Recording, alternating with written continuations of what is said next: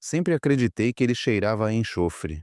Isso é o que nos ensinam no catecismo desde pequenos, não é? Que o mal fede a queimado, a podre. Mas, que nada, aos 71 anos tive que aprender da pior maneira que ele não cheira a enxofre. Ele cheira a perfume caro, cheira a Chanel número 5, a loção de designer e a champanhe francês. E o pior de tudo é que esse perfume, que droga, eu mesmo paguei. Se você está ouvindo minha história, peço que não me julgue antes da hora. Meu nome é Octávio Beltrán e não estou aqui para pedir pena. Estou aqui para confessar meu pecado. Meu pecado não foi roubar nem matar. Embora eu tivesse vontade, juro, meu pecado foi ser um velho cego. Um velho que acreditou que o amor podia ser demonstrado assinando cheques sem pensar, e que deixou seu único filho nas mãos de uma besta com cara de anjo. Ainda tenho pesadelos com aquela noite, a noite em que ele entrou em mim e decidi quebrar as regras para entrar naquela casa sem avisar. Lembro que minhas mãos tremiam tanto que a chave simplesmente não entrava na fechadura. Caramba! De fora, a casa em San Ramiro parecia linda, imponente. Eu a havia pago tijolo por tijolo, mas dentro estava uma bagunça. Não era música suave para um doente em reabilitação. Que esperanças! Era reggaeton, um baixo retumbante que fazia vibrar os vidros. Pum, pum, pum, como os batimentos de um coração prestes a explodir. Quando finalmente consegui abrir a porta, o ar-condicionado me deu um golpe no rosto e foi aí que eu senti o cheiro. Esse cheiro doce, enjoativo, misturado com bebida e cigarro. Vi minha nora, a Helena, estava em cima da mesa de centro com um vestido vermelho que não cobria nada, rindo às gargalhadas com uma taça fina na mão, e embaixo, aplaudindo como focas, um monte de desconhecidos e aquele moleque, o tal Gustavo, que dirigia a caminhonete do meu filho como se fosse o dono. Não dá para acreditar, eles pareciam tão felizes, tão vivos, gastando meu dinheiro, bebendo meu suor. Por um segundo fiquei paralisado. A raiva subiu à minha cabeça, que pouca vergonha. Mas então lembrei por que estava ali. Lembrei do olhar de terror do meu filho na videochamada da manhã. Lembrei da palavra escrita com tinta borrada na palma da mão dele. Não liguei para isso com a Helena. Ignorei seus gritos quando me viu. Ignorei o tal Gustavo que quis me enfrentar. Subi as escadas feito um furacão, sentindo que meu coração ia sair. O corredor de cima estava escuro, e o cheiro mudou. Já não cheirava a festa, cheirava a prisão, a doença, a algo estragado. Cheguei ao quarto principal. Estava trancado por fora. Quem tranca um inválido com a chave por fora? Dei um chute na porta. Uma, duas vezes, com a força que me deu a pura raiva. A madeira estalou e se abriu. E o que vi, bendito seja Deus, que minha Teresa não estava viva para ver isso. Não vi meu filho. Vi o que restava dele. Um esqueleto. Isso era meu Mateu. Um monte de ossos e pele pálida amarrado à cama com cintas. O quarto estava escuro, as cortinas fechadas, o ar pesado. Havia pratos de comida azeda no chão, frascos de remédio vazios rolando por ali. Mateu virou a cabeça devagar em minha direção. Seus olhos estavam fundos, com olheiras negras, desorbitados de tanta porcaria que lhe davam. Tinha a boca seca, rachada. Ele me olhou como se não soubesse se eu era de verdade ou se já estava sendo levado pela morte. Papá, sussurrou. Sua voz era um fio, um gemido que partiu minha alma. Água. Caí de joelhos. Chorei. Chorei como uma criança, como um animal ferido, porque naquele momento caiu a ficha. Enquanto eu assinava cheques do meu escritório com ar-condicionado, me sentindo o grande pai provedor, meu filho, meu sangue, estava apodrecendo em vida, torturado pela arpia que jurou amá-lo no altar. Mas para que entendam como chegamos a este inferno, preciso contar o começo. Preciso contar como com minhas próprias mãos construí minha própria punição. Antes de continuar, inscreva-se no canal e nos conte de onde você nos ouve nos comentários abaixo.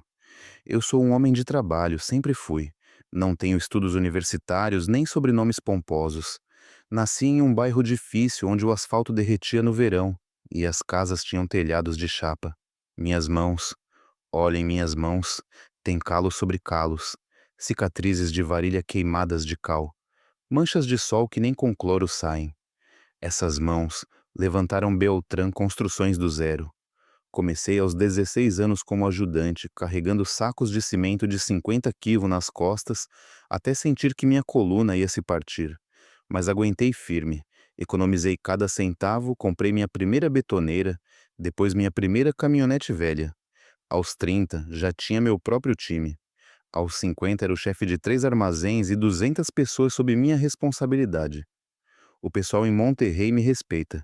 Me chamam de Dom Octávio, quando entro em uma lanchonete ou em um restaurante chique. Quando falo em uma obra, até os arquitetos se alinham. Acreditei que o dinheiro tapava todos os buracos. Acreditei que se trabalhasse de sol a sol, minha família nunca passaria as privações que eu passei.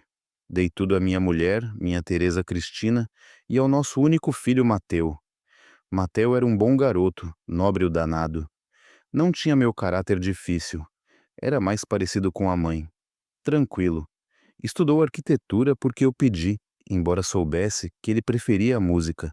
Nunca desistiu. Trabalhou comigo na empresa, mas sempre percebi. Não sei. Era muito mole para este negócio de tubarões. Quando minha Teresa se foi há 2 anos, o mundo desabou sobre mim. Um infarto fulminante enquanto fazia o café da manhã. Assim, sem avisar, sem dizer adeus, fiquei sozinho em uma casa que de repente parecia gelada. A culpa começou a me consumir vivo.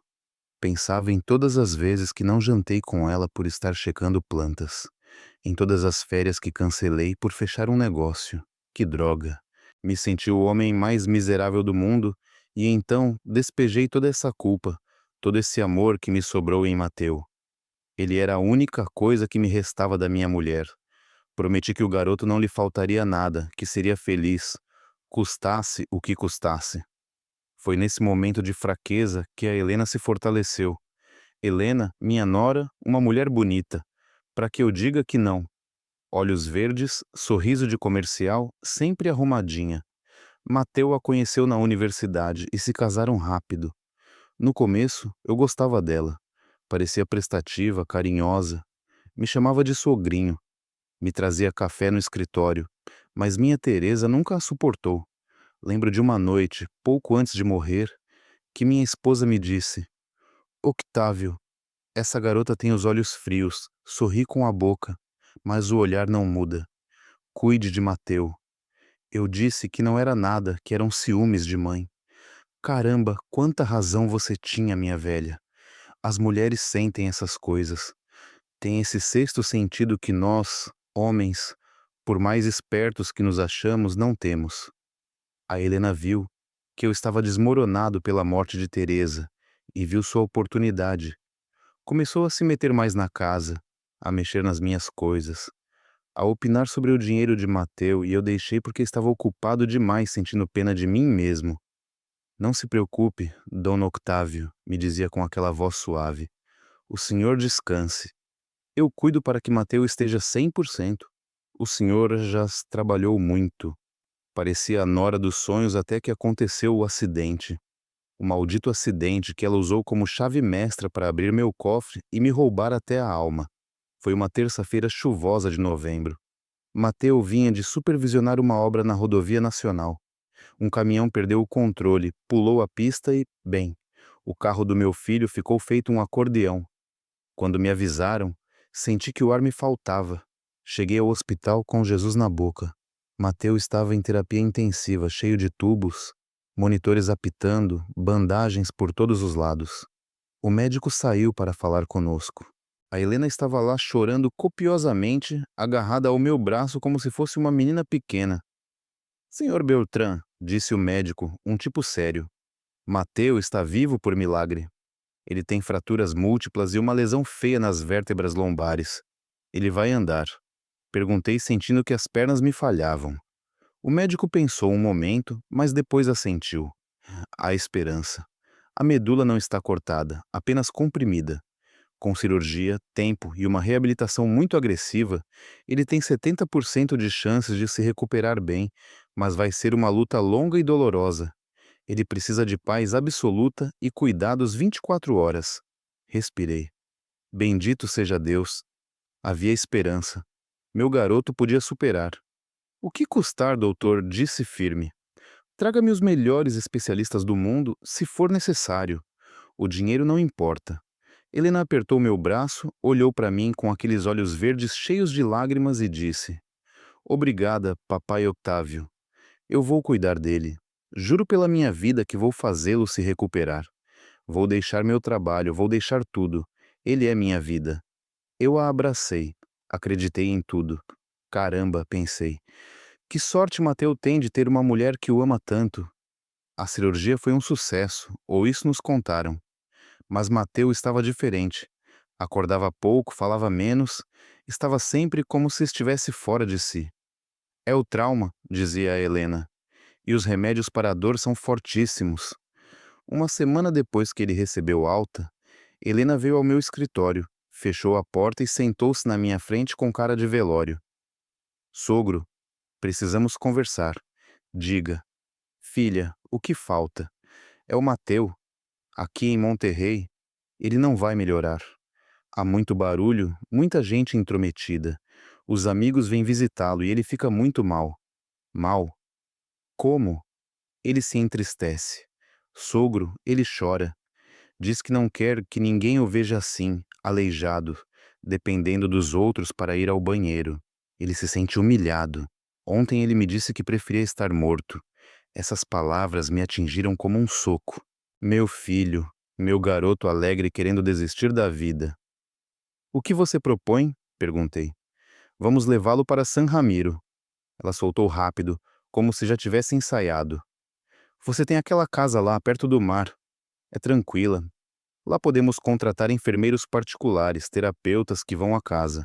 Ninguém o verá, ninguém o julgará. Ele poderá se recuperar com dignidade, pensei.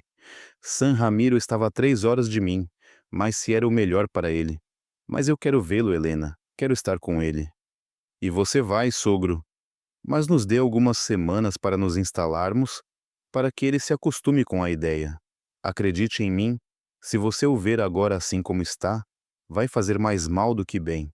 Ele precisa se sentir forte antes de ver seu pai. Você é o herói dele, Dom Octávio. Ele não quer que seu herói o veja despedaçado. Essa frase foi a que me dobrou. Me atingiu bem no ego, no amor, na culpa. Então tá, disse eu, tirando o talão de cheques. Vão para San Ramiro. Contrate o que precisar, que não falte nada. Helena sorriu. Um sorrisinho triste de novela. Obrigada, sogro. Você é um santo. E assim assinei a sentença do meu filho. Dei as chaves da jaula e dei o dinheiro para os cadeados. Que fui eu. Os ajudei a se mudar. Paguei uma ambulância particular para levar Mateu. Ele estava sedado para não sentir os buracos. Segundo a Helena, mal consegui dar um beijo em sua testa antes de subirem à maca. Ele estava pálido, frio como um peixe. Você vai ficar bem, filho? Disse baixinho ao ouvido. Sua mulher vai cuidar de você. Ele abriu os olhos por um segundo. Me olhou. Agora que penso sobre isso, naquele olhar ele estava me pedindo ajuda, mas naquele momento eu só vi sono. Eles foram e a casa em San Ramiro se tornou um bunker. Durante o primeiro mês aguentei. Não fui visitá-los. É preciso dar espaço a ele. Me repetia enquanto jantava sozinho na minha enorme sala de jantar. É por sua dignidade. Mas no segundo mês, a necessidade de ver meu garoto me venceu. Era um sábado. Não liguei e não avisei. Entrei na minha caminhonete e dirigi às 3 horas até a costa. Levava o porta-malas cheio de coisas, cortes de carne que o Mateu gostava, frutas, uma cadeira de rodas elétrica alemã, uma maravilha de máquina. Cheguei bem animado, toquei a campainha. Eles demoraram um bom tempo para abrir. Ouvi barulhos lá dentro, correria. Finalmente, a Helena abriu a porta, mas não mais do que um pouquinho, não me deixou entrar. Estava vestida com roupas de casa e com o cabelo bagunçado. Dom Octávio, disse ela, fazendo-se de surpresa, mas estava visivelmente nervosa. O que você está fazendo aqui? Vim ver meu filho, mulher. O que mais eu vou fazer? Abra-me, trago presentes. Ela se posicionou ali bloqueando a entrada. Ai, sogro, que pena me dá. De verdade, mas não é um bom momento. Como assim não é um bom momento? São 12 horas do dia, mulher. É que Mateu teve uma crise ontem à noite. Ele ficou muito mal, gritou, quebrou um copo. O psiquiatra veio e lhe deu um calmante fortíssimo. Ele está dormindo agora, totalmente grogue. O médico disse que ninguém deve incomodá-lo por 24 horas. Senti um baque muito forte. Bem, então eu espero ele acordar. Não estou com pressa. Helena mordeu o lábio. Não, sogro. É que veja, vou falar a verdade. Mateu me fez prometer algo. Ele me disse: se meu pai vier, não o deixe entrar. Não quero que me veja babando. Não quero que me veja cagado. Diga que o amo, mas que respeite minha vergonha. Fiquei em choque. Meu filho sentia tanta vergonha de mim, de seu próprio pai. Ele disse isso? Perguntei com um nó na garganta. Ele me disse chorando: sogro, por favor, não me faça quebrar minha promessa. Se você entrar à força, ele vai se sentir traído por nós dois. Me senti pequeno. Me senti um estranho na vida do meu próprio filho. Baixei a cabeça derrotado. Tudo bem, Helena. Não tem jeito. Não quero alterá-lo. Deixei as coisas ali na entrada. A carne, a fruta. A cadeira de rodas ficou na caminhonete porque a Helena disse que ele ainda não estava pronto. Faça-me o favor. Voltei para Monterrey com o coração apertado, chorando na estrada, pensando que estava fazendo a coisa certa, respeitando sua dor. Que estúpido fui.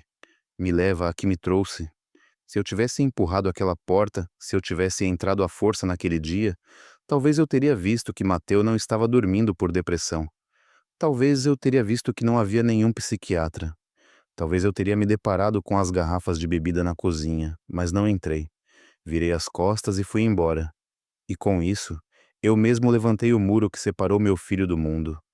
A Helena soube naquele dia que me tinha na mão, que minha culpa era sua melhor arma. E veja como ela usou a desgraçada. Desde aquele dia, nossa relação foi pura videochamada e transferências. A Helena me ligava toda semana com uma nova necessidade médica. Sogro, o médico diz que os músculos de Mateu estão se atrofiando. Precisamos de um equipamento de eletroestimulação. Custa 40 mil pesos? Compre, sogro. Há um novo remédio alemão. Dizem que é ótimo para os nervos, mas o seguro está se fazendo de desentendido. São 30 mil varos a caixa e ocupa 2 por mês. Peça. Eu deposito agora mesmo, sogro. Os enfermeiros da agência aumentaram a tarifa. Precisamos de um de planta, um Shingon em trauma. Tem um muito bom. Se chama Bruno, mas cobra caro. Contrate-o. Quero o melhor para ele. Eu soltava a mescalfagrana, pagava e pagava. Todo mês iam 100 mil. Às vezes 150 mil pesos. Tive que vender um terreno para aguentar o ritmo, mas não me importava. Eu dizia: o dinheiro vai e vem. A saúde do meu Mateu é a única coisa que importa. Ele me mandava faturas. Sim, recibos muito bonitinhos de farmácias, honorários médicos, tudo parecia legal. Eu, que brigo por cada centavo nas minhas obras, que me agarro no chongo com os fornecedores pelo preço da varilha. Nem olhava aqueles papéis, guardava e pagava. Como você vai pechinchar a vida do seu filho? E em troca do meu dinheiro, me davam as videochamadas, sempre a mesma cantilena.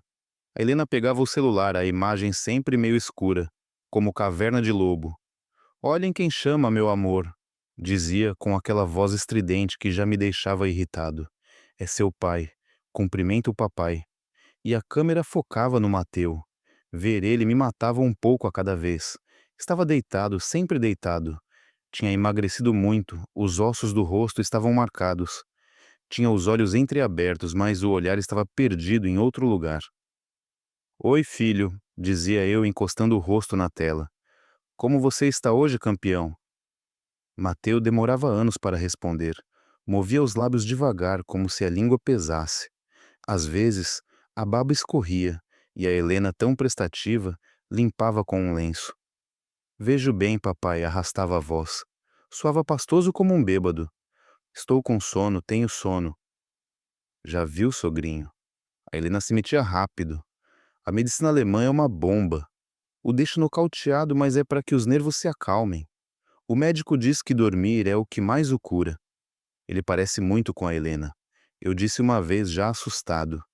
Ele parece pior do que antes. Tem certeza de que esse tratamento funciona? Ela suspirou, fazendo-se de vítima. É um processo, Dom Octávio. Às vezes fica pior antes de melhorar. Eu também não durmo, sabe? Estou aqui 24 horas limpando a bunda dele, dando comida na boca. É uma friega. Às vezes sinto que não consigo mais. E ela começava a chorar. E lá ia eu consolar ela. Me perdoe, filha. Sei que está difícil. Você é uma santa. Compre algo bonito para você. Vá ao spa. Descanse. Eu me viro. Não, sogro. Como assim? Bem, uma massagem sim me cairia bem. Obrigado, era perfeita a transa. Ela tinha o controle total, a grana, a informação e meu filho. Mas houve um detalhezinho que ela deixou passar. A avareza rompe o saco, dizem por aí. E a Helena se confiou demais. Foi no 5º mês. Durante uma videochamada, a Helena deixou o celular na mesa de cabeceira para ir buscar água. Ela se distraiu e não desligou o microfone. Mateu estava na tela, rígido, olhando para o teto com a boca aberta. Do outro quarto, ouvi a voz da Helena. Mas não era a voz doce que usava comigo. Era uma voz perra, zombeteira. E ela não estava sozinha. Ouvi a risada de um cara, uma risada jovem. Cale-se já, inútil. Ouvi claramente a Helena dizer e depois risadas. Ou te dou dose dupla e você não acorda até terça. Não é possível. Meu coração parou seco. Para quem ela estava falando? Dose dupla de quê? E quem era aquele cara que ria na casa do meu filho doente? A Helena voltou correndo para o quarto, pegou o celular e viu que ainda estava conectado. Ficou branca como papel, mas logo fez uma cara de quem não tinha feito nada. Ai, sogro, desculpe. Deixei a TV ligada. Estavam passando uma novela bem ruim. Ouvi um homem, Helena, disse eu bem sério. Ah, sim, é o Bruno, o enfermeiro novo, o que cobra caro. Ele é muito bom. Embora tenha um humor meio pesado, o danados, já chamei a atenção dele. Ela sorriu para a câmera de forma bem hipócrita. Bem, vou deixar. Temos que fazer a terapia. Tchau, sogrinho. Beijos. E desligou. Fiquei olhando a tela preta do meu celular. Algo na barriga se revirou feio. Aquela voz, aquela frase. Cale-se, inútil. Não soava a novela, não soava a brincadeira de enfermeiro. Soava a ódio. Soava a que estavam me enganando. Aquela noite, não consegui fechar os olhos. Me servi um tequila duplo e me sentei no escritório olhando a foto da minha Teresa. Diga-me o que fazer, velha, pedi. Diga-me se já estou delirando ou se há algo podre naquela casa. E então me lembrei do Armando. Armando Reis, meu compadre ex-policial, o melhor investigador privado de Monterrey, o homem que encontra até o que está enterrado. Na manhã seguinte, liguei. Armando disse assim que atendeu. Preciso que você vá a San Ramiro. Preciso que vigie a casa do meu filho e preciso que me diga se o que estou pagando é medicina ou veneno. Não sabia que aquela chamada ia destapar a cloaca mais imunda da minha vida. Que coisa absurda! Os dias que se seguiram à minha chamada com Armando foram os mais longos da minha vida. Pareciam eternos, caramba. Eu continuava indo ao escritório da Beltrán Construcciones, mas minha cabeça estava em outro lugar. Meus empregados, que me conhecem há anos, me olhavam com medo. Tudo bem, Dom Octávio? Me perguntou o capataz, o bom Ramiro, um dia que fiquei olhando um plano por meia hora sem mover um dedo. Tudo bem, Ramiro. Só estou cansado. Eu menti, mas não estava cansado, estava apavorado. Enquanto Armando fazia seu trabalho lá em San Ramiro, eu tinha que continuar com o teatro. Tinha que continuar sendo o sogro generoso, o pai confiante. A Helena continuava me mandando mensagens e fotos, e eu tinha que responder com emojis de corações e mãos rezando, quando o que queria era ir e torcer o pescoço dela. Sogrinho, hoje o Mateu acordou com dor, mas já lhe demos a medicina. Olhe-o como está tranquilo. E me mandava uma foto. Eu me trancava no meu escritório para analisar aquelas fotos com lupa, juro. Antes as via com olhos de pai amoroso, mas agora as via com olhos de pedreiro, procurando fissuras em uma parede. E veja que encontrei. Mateu não parecia tranquilo, parecia vazio. Já viram um peixe quando o tiram da água e fica horas no gelo? Assim estavam os olhos do meu garoto, A pele grudava nos ossos de uma forma que não era normal. Eu já vi gente doente. Já vi meus operários caírem de andaimes e se quebrarem todo, mas se recuperam, fazem calo. Mateu, por outro lado, estava se consumindo. Não é possível, murmurei um dia olhando a tela do computador. Ele está com as costelas aparecendo através da camisa. Liguei para a Belena tentando não deixar a voz tremer. Oi, filha. Vejo o Mateu muito magro. Ele está comendo bem? Ui, sogro. Se você soubesse, me respondeu com aquela vozinha de eu não quebro um prato. Dou apenas batidos de proteína, aqueles caríssimos que você paga. Compro salmão, carne Angus. Mas o médico diz que o metabolismo dele está acelerado por causa do trauma, que é normal que ele perca peso. Normal, filha? Parece um cadáver com os olhos abertos. Não diga isso, Dona Octávio. Toco madeira, disse ela, fazendo-se de ofendida. Você não está aqui para ver como eu corto a comida. Às vezes, ele leva 1 hora para engolir 3 bocados. Eu faço o que posso, sogro. De verdade, se você acha que não cuido bem dele, venha e faça você. Essa era a carta forte dela. Sabia que eu não podia ir. Sabia que me tinha agarrado pelos testículos com a promessa que fiz a Mateu de não vê-lo assim. Não, não, me perdoe. Recuei mordendo a língua. Sé que você faz o que pode. É a desespero de um pai. Eu entendo, sogro, mas tenha fé. A medicina alemã demora a fazer efeito, mas quando pegar, você vai ver que Mateus se levanta como se nada. Desliguei o telefone e dei um soco na mesa. Pum. Joguei os papéis, joguei o café. Eu me sentia impotente. Me sentia como um leão enjaulado vendo como os abutres picavam os olhos do seu filhote. Que tipo de medicina deixa um homem de 30 anos se transformar em um trapo? Que tipo de reabilitação suga a vida em vez de devolvê-la? Comecei a suspeitar do pior. Não de infidelidade. Isso eu já desconfiava. Comecei a suspeitar que talvez não estivessem cuidando dele. Talvez o tivessem lá jogado, deixando-o morrer de fome enquanto cobravam meus cheques. Aguenta, Otávio, me disse. Aguenta, Vara. Se você se apressa, perde. Espere Armando trazer as provas.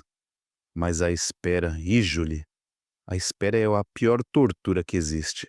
Foi numa quinta-feira à noite que Armando chegou à minha casa. Eu estava na sala com as luzes apagadas, tomando um uísque para acalmar os nervos. Armando Reis não é um tipo que fica com rodeios. É um velho lobo do mar, ex-comandante da polícia, desses que já não se assustam nem com o entrou, tirou o chapéu e se sentou na minha frente. Ele trazia uma pasta amarela debaixo do braço. Não disse boa noite. Não disse. Como você está? Apenas colocou a pasta na mesa de centro e me olhou com aqueles olhos negros que parecem perfurar a alma. Quer um trago? Ofereci. Me sirva duplo, Octávio. Você vai precisar também. Senti um frio nas costas. Servi os drinks, dei o dele e me sentei. Minhas mãos suavam. Diga-me tudo, Armando, sem vaselina. Armando suspirou, deu um longo gole no copo e apontou para a pasta. Seu filho não está recebendo nenhuma terapia, Octávio. Como? Perguntei. Embora no fundo já soubesse. Estou há 3 dias vigiando a casa 24 horas. Tenho fotos, vídeos diários. Nessa casa não entra nenhum médico, não entra nenhum terapeuta, nem o da farmácia, mas as faturas. Ela me manda faturas do Dr. Strauss, do Centro de Reabilitação. Papel molhado, compadre. Me cortou Armando. Investiguei o tal Strauss. Morreu há 3 anos em Berlim. E o Centro de Reabilitação Integral da Costa é uma empresa fantasma registrada em nome de um laranja em Tepito. As faturas são mais falsas que uma nota de 3 pesos. Fiquei mudo. Senti que o ar me faltava. Tudo era mentira. Todo o dinheiro que eu havia mandado. E os enfermeiros? Perguntei com um fio de voz. O tal Bruno. Armando soltou uma risada seca sem humor. Ah, o Bruno? Sim, ele entra. Entra e sai quando quer, mas não traz estetoscópio. Octávio. Traz caixas de cerveja, traz sacos de gelo, traz amigos. Abriu a pasta e tirou as primeiras fotos. Lá estava minha caminhonete, a Toyota Siena adaptada com rampa, que comprei para que Mateu pudesse sair passear com dignidade. Estava estacionada em frente a um bar de má morte na praia, e descendo dela, Não estava meu filho na cadeira de rodas. Estava a Helena. Ela usava um vestido prateado, justinho, curtinho. Estava espetacular, há muito. E ao seu lado, segurando a Pelongs pela cintura, um cara jovem, moreno, forte, com cara de poucos amigos. Esse é Bruno, disse Armando apontando para o cara. Não é enfermeiro, Octávio. É instrutor de academia no centro e, segundo minhas fontes no bairro, também faz o papel de dealer de pílulas para os turistas gringos. Filho da grande. Não terminei a frase. Espera, tem mais. Tirou outra foto. Era de dia. A Helena e o Bruno estavam em um restaurante de frutos do mar comendo lagosta, rindo, brindando com miqueladas. E na mesa, colocadas como se fossem troféus, os óculos de sol do meu Mateu, aqueles Ray-Ban que eu lhe dei quando se formou. Vivem como reis, Octávio, com sua grana. Gastam o que seria para terapia em festas, roupas e álcool. Tem todo o bairro escandalizado com as festas que fazem durante a semana. E Mateu? Perguntei, sentindo que as lágrimas me picavam os olhos. Onde está meu filho enquanto eles estão de festa? Armando me olhou com pena. Essa foi a única vez que vi pena em seus olhos. Essa é a parte fodida, compadre. Ninguém viu Mateu. Ninguém. Os vizinhos dizem que às vezes de madrugada se ouvem gritos, mas não gritos de briga, e sim como lamentos, como de um animal preso. Tapei o rosto com as mãos. Meu Deus, meu garoto, meu sangue. Está sozinho? Perguntei sufocado. Quando eles saem, a casa fica às escuras. Fecham tudo. Deixam as janelas seladas com papel alumínio para que o sol não entre. Octávio. Acho que o deixam trancado. Levantei-me de repente, derrubando a cadeira e a cadeira. A raiva era tanta que sentia que ia ter um infarto ali mesmo. Vou matá-los, gritei. Vou agora mesmo, e vou dar um tiro em cada um. Armando se levantou tranquilo e colocou uma mão no meu ombro, pesada como uma laje. Se você for agora e os matar, vai para a cadeia e Mateu fica sozinho. E se você for e fizer um escândalo, eles podem dizer que você está louco, que Mateu está bem. Precisamos entrar com a lei, Octávio. Precisamos pegá-los com a mão na massa. Mais provas, gritei. Você está me mostrando que minha nora é uma e que meu filho está sequestrado. Estou te mostrando que sua nora é uma vivida e que seu filho está desatendido. Mas não sabemos se Mateu é vítima ou cúmplice. Essa palavra me parou em seco. Cúmplice. Voltei a me sentar tremendo. O que você está dizendo, Armando? Você acha que Mateu está envolvido nisso? Pense com a cabeça fria, não com o coração de pai, me disse Armando, servindo-se de outro trago. Mateu teve um acidente. Sim, mas e se ele ficou bem? E se não quer trabalhar? E se ele percebeu que fingindo estar aleijado você lhe dá a vida de milionário que sempre quis? Não. Neguei com a cabeça. Mateu não é assim. Ele é nobre. As pessoas mudam, Octávio. A dor muda as pessoas ou o medo. Talvez a Helena o convenceu. Talvez ele saiba que ela está com o Bruno e aceita isso desde que você continue mandando os cheques. Eu já vi coisas piores, compadre. Filhos que matam seus pais por uma herança. Fingir uma paralisia é um jogo de crianças comparado a isso. A dúvida, essa dúvida se cravou em meu peito como uma espinha venenosa. E se Armando estivesse certo? E se Mateu estivesse rindo de mim também? E se aqueles lamentos que os vizinhos ouviam eram puro teatro para que eu não suspeitasse se alguém perguntasse? Lembrei das videochamadas. Lembrei de seus olhos perdidos. Não disse, mais para mim do que para ele. Não, Armando, você não viu seus olhos. Não eram olhos de ator. Eram olhos de medo. Pode ser medo de que você descubra, insistiu Armando. Olha, Octávio, eu faço meu trabalho. Te trago a verdade, goste ou não. Agora, bote a verdade é que estão te roubando. Se seu filho é parte do roubo ou é a vítima, isso ainda não sei. Para saber, precisamos entrar naquela casa, mas legalmente. Como? Amanhã é seu aniversário, não é? Perguntou Armando com um meio sorriso. Sim, 72 anos de pura amargura. Use isso, ligue para eles. Diga que quer fazer uma videochamada especial. Diga que vai mudar o testamento, que vai dar um adiantamento da herança, Um bônus grande para celebrar. Para quê? Para que baixem a guarda. A avareza vai fazê-los cometer um erro. Se você oferecer grana, a Helena vai querer se exibir, vai preparar o cenário, e é aí que nós estaremos prontos. Eu vou estar do lado de fora da casa com minha equipe. Se vemos algo raro, entramos. Olhei para ele. Era um plano arriscado, mas era a única coisa que eu tinha. Tudo bem, disse, eu farei. Mas se eu descobrir que Mateu está metido nisso, se eu descobrir que ele se prestou para essa marranada, não terminei a frase porque a verdade é que não sabia o que faria. Matá-lo não. Deserdá-lo sim. Esquecer que tem um filho, talvez. Mas no fundo do meu coração de velho, eu rezava, para que meu filho fosse uma vítima. Vejam o que é isso. Preferia que meu filho estivesse sendo torturado a que fosse um traidor. Preferia que estivesse morrendo a que fosse um ingrato. Que tipo de pai pensa isso? Pois eu, um pai que já não sabia o que era verdade e o que era mentira.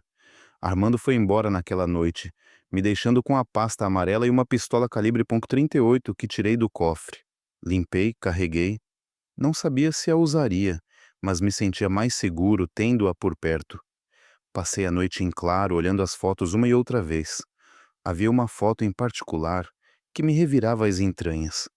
Era de Helena saindo de uma loja de lingerie carregando sacolas da Victoria's Secret. Ela sorria, parecia radiante. Lembrei de como ela estava no hospital quando Mateu teve o acidente.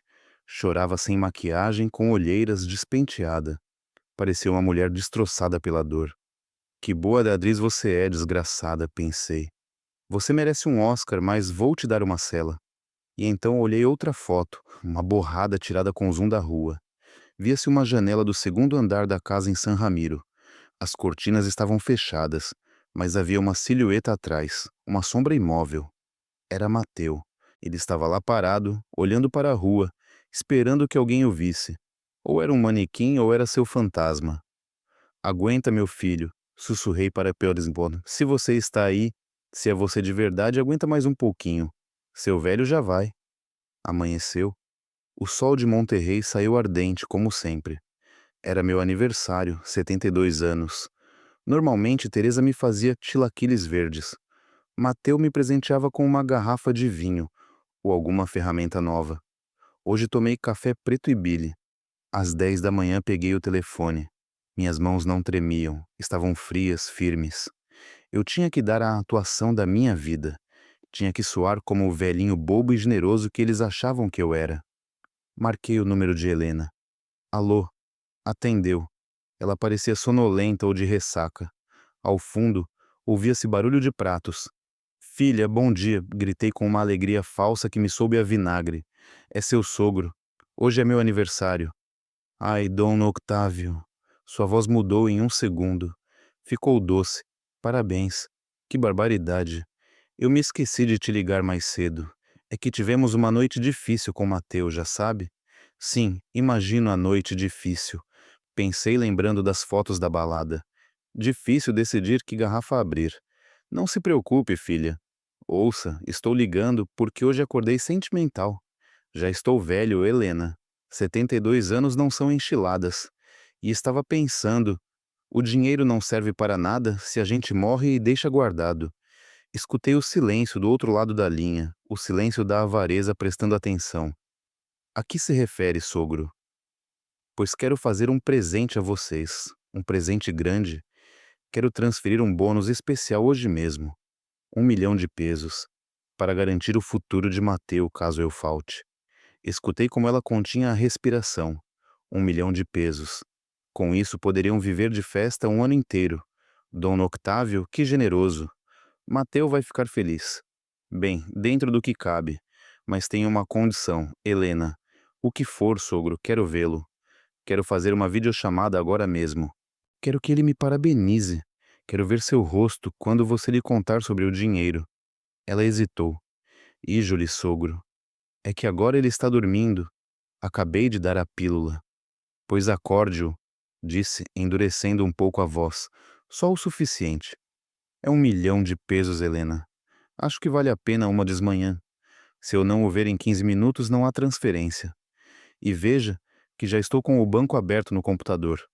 A coloquei entre a espada e a parede, o dinheiro ou a desculpa. E eu sabia que aquela mulher gostava mais de dinheiro do que de respirar. Está bem, sogro, disse rápido. Me dê 20 minutos, vou arrumar para que ele fique bonito para você. 20 minutos, Helena, nenhum a mais. Desliguei. Olhei para o relógio. 10h15 da manhã. Enviei uma mensagem para Armando. Em 20 minutos entro em vídeo. Esteja pronto fora de casa. Armando respondeu instantaneamente. Copiado. Aqui estou. A caminhonete da dona está lá fora. O tal Bruno também chegou há pouco. Estamos em posição. O cenário estava pronto. A armadilha estava montada. Só faltava ver quem cairia nela. Esses 20 minutos foram piores do que os dias anteriores. Caminhei de um lado para o outro do escritório. Olhei para a tela do computador onde tinha minha conta bancária aberta, com saldo insuficiente, por sinal, porque já havia movido meu dinheiro para outra conta segura, mas ela não sabia. Comecei a pensar no que Armando disse. E se Mateu estiver no meio disso? Imaginei Helena correndo para o quarto, sacudindo Mateu. Acorda, imbecil. Seu pai vai soltar um melão. Faça cara de doente, babando um pouquinho. Se você fizer bem, eu compro aquele console de videogame que você queria. Essa imagem me dava nojo. Me fazia sentir sujo por ter gerado alguém assim. Mas então, imaginava outra coisa. Imaginava Helena injetando algo à força. Imaginava Mateu tentando resistir. Fraco, amarrado. Você vai sorrir, cabrão. Se você disser algo, eu te mato. Sangue do meu sangue, pensei. Por favor, Mateu, não me decepcione. Seja um homem, seja meu filho. O telefone tocou. Videochamada entrando. Helena e Mateu. Respirei fundo. Me benze. Bendito seja Deus. Me dê forças. Aceitei a chamada. A imagem apareceu. Estavam na sala, não no quarto. Tinha sido movido para o andar de baixo. Provavelmente porque o quarto de cima era um chiqueiro. O tinham sentado em sua cadeira de rodas. Colocaram uma camisa azul daquelas que sua mãe gostava. O penteou com gel, embora seu cabelo ralo e sujo fosse visível. Helena estava ao seu lado, maquiada, sorridente, com uma mão no ombro do meu filho, apertando-o. Talvez forte demais. Feliz aniversário, sogrinho, gritou ela acenando com a mão livre. Mas meus olhos foram direto para Mateu, e o que vi, caramba, Mateu estava lá, mas não estava. Estava ereto na cadeira, sim, mas parecia que o estavam segurando com algo. Tinha a cabeça um pouco inclinada, estava pálido, cerúleo, como cera velha. Mas seus olhos, desta vez seus olhos não estavam fechados, estavam abertos de par em par, enormes, vermelhos, e me olhavam. Não olhavam para a câmera perdida, me olhavam diretamente nos olhos. Senti um calafrio percorrer minha espinha. Não havia cumplicidade naquele olhar. Não havia avareza. Havia terror. Puro e absoluto terror. Diga feliz aniversário ao papai, meu amor, disse Helena, movendo-lhe o ombro com brusquidão. Vai, que ele tem uma surpresa. Mateu abriu a boca. Sua língua se moveu desajeitadamente. Fé, Liz grasnou. Soava como se tivesse vidros na garganta. Isso, minha vida, disse Helena sorrindo para a câmera. Ele está um pouco atordoado pela medicina, sogro, mas está muito feliz, não é mesmo? Ela se virou um segundo para pegar um copo de água que estava na mesa. Toma água, amor, para que você clareie a voz. Foi um segundo. Um maldito segundo em que ela parou de olhar para a câmera. E nesse segundo, Mateu ganhou vida. Ele não moveu o corpo, não podia, mas seu rosto fez uma careta de desespero, e começou a piscar. 1, 2, 3, rápido. 1, 2, 3, lento. 1, 2, 3, rápido. COS. O código. O maldito código dos escoteiros que eu ensinei quando ele tinha 10 anos na Serra de Santiago. Se você se perder, Mateu. Se você estiver em perigo e não puder gritar, use a luz. Use os olhos. 3 curtos, 3 longos, 3 curtos. Meu coração parou. Não era um tique, não era a droga. Era meu filho. Meu filho estava lá dentro, preso em seu próprio corpo, gritando para mim em silêncio. Helena voltou com o copo. Aqui está, meu céu. Ela aproximou o copo da boca dele. E então Mateu fez o impensável. Com uma força que não sei de onde tirou, talvez da pura raiva, ele deu um tapa no copo. Zás! A água voou. Caiu sobre ele, molhando sua camisa azul, molhando suas calças, mas também caiu sobre Helena. Ai, que idiota! Gritou ela, esquecendo-se do papel de Nora Santa por um segundo. Ela percebeu seu erro e olhou para a câmera assustada. Ai, desculpe, sogro. É que ele me assustou. É um espasmo. Ele tem espasmos. Ela correu por uma toalha e aí foi. Aí foi quando vi a prova definitiva. Mateu, com a camisa encharcada, levantou a mão direita em direção à câmera. A palma estava molhada pela água que se derramou, e na palma, escrita com tinta de caneta azul, que estava começando a escorrer pelo líquido, havia uma palavra. Estava de cabeça para baixo, borrada, mas eu li. Eu li claramente porque se gravou na minha alma. Veneno. Helena voltou com a toalha. Ela cobriu a câmera com seu corpo enquanto secava Mateu. E eu aproveitei para tirar uma captura de tela no computador. Que pena, sogro, disse ela, reaparecendo, despenteada e nervosa. Acho que ele se alterou pela emoção do dinheiro. Melhor deixá-lo descansar. Sim, você deposita e nós lhe mandamos um vídeo de agradecimento quando ele estiver mais tranquilo. Sim, filha, eu disse. Minha voz soava metálica, distante, como se saísse de outro corpo. Sim, deixe-o descansar. Agora faço a transferência. Obrigado, sogro. Nós o amamos. E desligou. A tela ficou preta. Fiquei olhando meu reflexo no monitor. Um velho grisalho com lágrimas nos olhos e as mãos cerradas em punhos.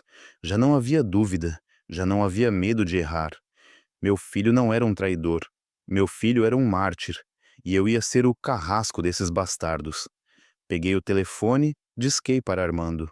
Armando disse, e me surpreendeu o quão calmo ele soava. Era a calma do olho do furacão. Entrem, entrem com tudo. Eu vou para lá. E Armando, se eles resistirem, não tenha piedade. Desliguei, peguei as chaves da caminhonete, peguei a pistola. Aguenta, Mateu, disse ao ar. Papá vai. E te juro pela tumba da sua mãe que esta noite ele vai conhecer o medo. Dirigi como alma que leva-o, se os juro pela Virgencita de Guadalupe. Nunca tinha pisado no acelerador da caminhonete com tanta raiva como naquela tarde. O velocímetro marcava 160, 170 km/h, mas eu sentia que ia a passo de tartaruga. A estrada para San Ramiro é traiçoeira, cheia de curvas fechadas e buracos que podem te tirar do caminho se você vacilar. Mas eu a conhecia de cor. Minhas mãos apertavam o volante com tanta força que as articulações ficaram brancas, como se quisesse estrangular o couro do volante, imaginando que era o pescoço daquela arpia. E na minha cabeça, uma e outra vez, como disco riscado, se repetia aquela imagem, a mão do meu filho molhada, trêmula, com aquela palavra escrita na pele. Veneno. Aguenta, meu filho. Aguenta, cabrão. Eu repetia em voz alta, gritando dentro da cabine para não enlouquecer. Não me morra agora que já estou indo, não me faça essa besteira. Fiz uma parada técnica em um posto de gasolina na saída de Linares, não para abastecer, mas para jogar lenha na fogueira. Tirei meu celular. Minhas mãos tremiam, não de medo, mas de pura adrenalina. Eu tinha que garantir que a armadilha funcionasse. Eu tinha que garantir que eles estivessem distraídos, bêbados de ganância. Abri o aplicativo do banco. Meus dedos, aqueles dedos velhos e calejados que carregaram sacos de cimento a vida toda, digitavam a transferência. Montante Milag MXN. Beneficiário Helena Soares de Beltrán. Conceito presente de aniversário. Apertei enviar. Confirmar. Feito. Aí vai seu alpiste, urubu. Murmurei com nojo vendo a confirmação na tela. Engula tudo, ateste-se. Quero que você se sinta rica. Quero que você se sinta intocável. Porque quanto mais alto você voar, mais duro será o golpe quando eu te derrubar no chão. Em 2 minutos recebi uma mensagem de WhatsApp dela. O som da notificação fez meus dentes rangerem. Sogrinho, já chegou. Não posso acreditar. Deus o abençoe. Mateu começou a chorar de emoção quando eu disse: Obrigado, obrigado, obrigado. Você é um anjo. Que detalhe. Li a mensagem e senti vontade de vomitar. Mateu começou a chorar.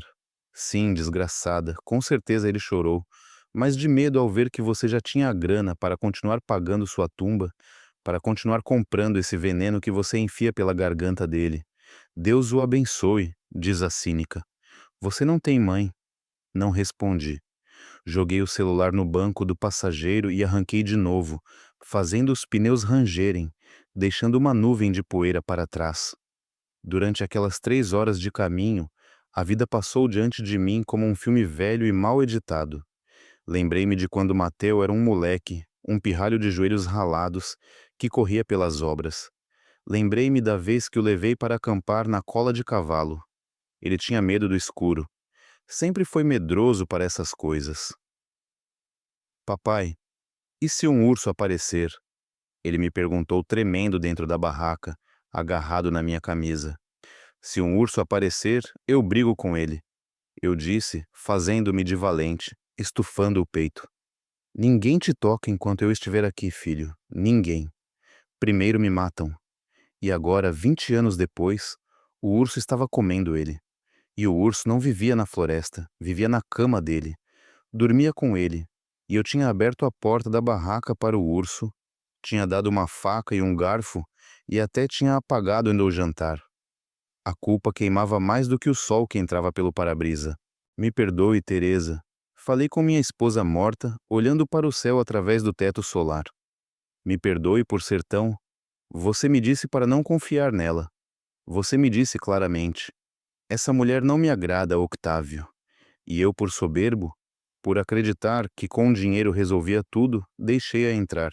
Dei as chaves do reino. Cheguei à entrada de San Ramiro quando o sol começava a se pôr. O céu estava vermelho, cor de sangue. Bom augúrio, pensei, apertando a mandíbula, porque esta noite alguém ia sangrar. E pela primeira vez na minha vida rezei. Rezei a todos os santos, para que aquele sangue não fosse o do meu filho. Estacionei a 2 quadras da casa, em uma rua escura, longe das lâmpadas, debaixo de uma árvore frondosa. Não queria que vissem minha caminhonete, queria ser uma sombra, um fantasma que chega para cobrar contas. Armando já estava lá dentro de um sedã cinza discreto, comendo uns tacos de cesta com uma coca de vidro, como se estivesse em um dia de piquenique. Ele desceu quando me viu, limpou o molho da boca com o dorso da mão e se aproximou da minha janela. Você chegou rápido, compadre, me disse.